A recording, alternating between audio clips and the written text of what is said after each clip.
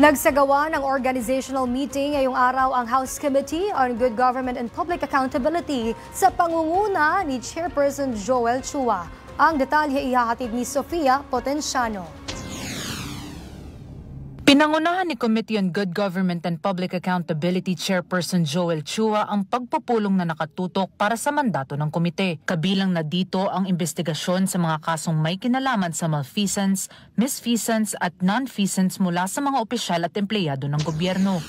The committee holds the distinction of being one of the standing committees that conduct in aid of legislation. The power to conduct inquiries in aid of legislation is not absolute or unlimited. Paglilinaw ni Representative Chua, walang prosecutorial authority ang komite at hindi nito layong patawan ng parusa ang mga opisyal na iniimbestigahan. Pero aniya, maaari itong magrekomenda ng mga nararapat na legislative measures, gayon din ang tamang judicial o administrative body na tatalakay sa mga umano'y illegal na gawain. In pursuing this mandate, the committee will conduct inquiry in aid of legislation to thresh out the issues and deliberate thoroughly the allegations of wrongdoing by public official or employee.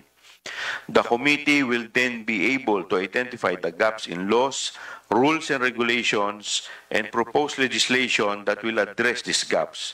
Ipinresenta rin ng komite ang overview ng inquiry in aid of legislation kung saan binigyang diin ang pagtaguyod ng sound legislation, transparency at accountability. Mayroon lang anilang 60 na araw ang komite upang maglabas ng report kung sakaling i-terminate o ibasura ang inquiry.